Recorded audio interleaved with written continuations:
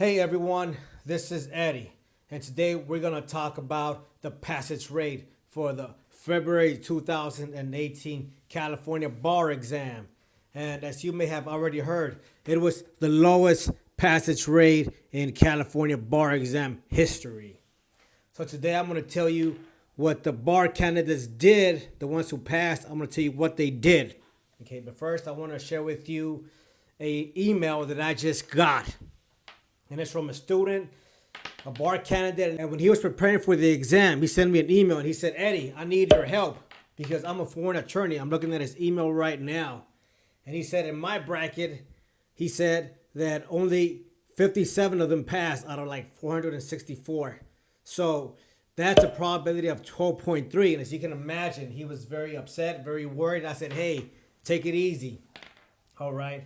And I just got an email from him. And I'm excited too, of course. And I'll just read what it says. I haven't read it yet. It just says you made it. It says he's crying and he's overwhelmed. He's like, I will write you later. He said, you made it.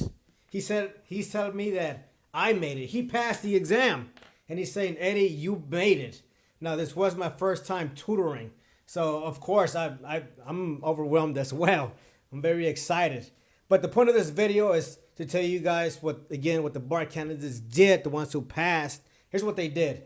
They did practical application for the 1-hour essays and, of course, the performance test.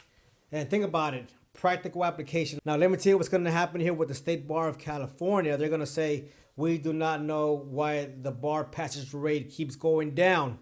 Now, you got to remember that the State Bar did submit a letter to the California Supreme Court.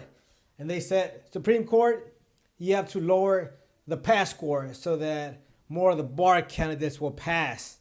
And the Supreme Court said, State Bar, you don't even know why that passage rate keeps going down. I'm going to tell you why it keeps going down, okay? And by the way, the Supreme Court said, hey, you know what? Maybe it's the teaching techniques and the way that the students are learning. Think about that. And you know what? The Supreme Court was right because it does come down to the teaching techniques. Because what's going on? How are the bar candidates learning? How are law students learning? Through lectures, without practical application, just reading. And that is some of the worst ways to learn. Again, the candidates that did pass for this exam and the ones that passed in prior exams, including myself, because I did fail several times. And the reason why I passed and the reason why these students are passing is because they applied proper practical application. So I want you to understand that. And of course, now there's evidence that says, hey, to pass these exams, you have to do the past practice exams. And I'm going to put a link there at the bottom. Now I'm going to talk something that no one is talking about, okay? And the issue about money. Let's talk about money. Now, this is one thing that the State Bar did not address when they petitioned the Supreme Court.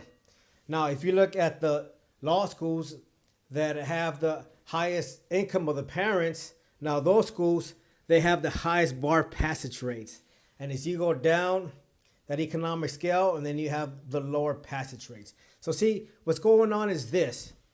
The students that don't rely on just lectures, who seek outside help, particularly in the area of writing, because the bar exam is just heavy with written analysis, those are the ones who excel.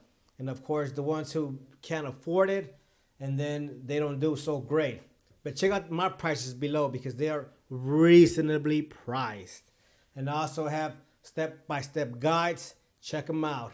Again, I am available for tutoring, and let's do this together. Let's pass the bar exam together. Let's do this. So I wish everyone the best.